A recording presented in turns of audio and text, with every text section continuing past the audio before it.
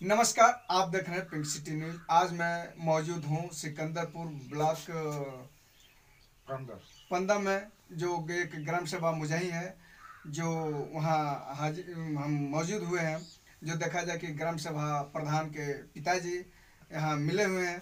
आइए उनसे मिलते हैं, क्या कुछ बताते हैं। सबसे पहले मैं आपका परिचय जानना चाहूँगा। मेरा नाम दीनानाथ तिवारी है। मैं मुजही का रहने वाला हूँ। 18 साल की उम्र में ही मैं एयरफोर्स में भर्ती हो गया एज एरोनॉटिकल इंजीनियर, और सन 75 में मैं रिटायर हो गया। 50 साल से पेंशन ले रहा हूँ। और क्या कहूँ, मेरा बेटा प्रधान है जी। देखा जाए कि आप ग्राम सभा मुजही में मौजूद हैं और दूर दूर तक सुना गया है कि बहुत आप अच्छे कविता लिखते भी हैं। बाकी फोर्स में रहते हुए इतने सुंदर, इतनी अच्छी कविता लिखने का आपको हुनर कहाँ से प्राप्त हुआ, किस तरह प्राप्त हुआ? ये मैं ब्राह्मण के घर पैदा हुआ हूँ जरूर जी, लेकिन मैं कास्ट क्रीड नहीं मानता था जन्म से जी। ये पिछले जन्म का प्रारब्ध हो सकता है जी। और मैं पूजा पाठ कुछ नहीं जानता हूँ।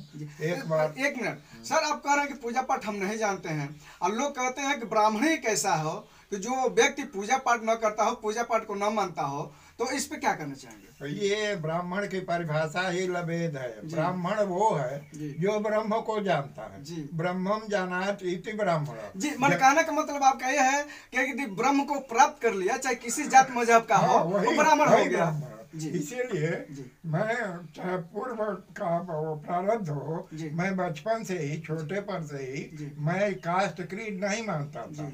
जन्म तो सबका शूद्र में होता है, अपने कर्मों से, अपने विद्या से वो ब्राह्मण बनता है। मैंने आपका कहने का मतलब कि जन्म से सारे जात शूद्र है। सारे जात कर्म से ही ब्राह्मण, चाहे किसी भी जात मजहब के हो, मन सारे लोग शूद्र हैं। जी जी।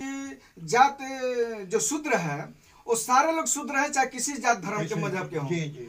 बाकी जो जात के नाम पर जो लोगों को बरगलाने का काम कर रहे हैं, लोगों को ठगने का काम कर रहे हैं, इस पे क्या हमारे दर्शकों को बताएंगे? जो लगने का ठगने का काम रहे उसको ठग कहते हैं, उसको ढोंगी कहते हैं जी।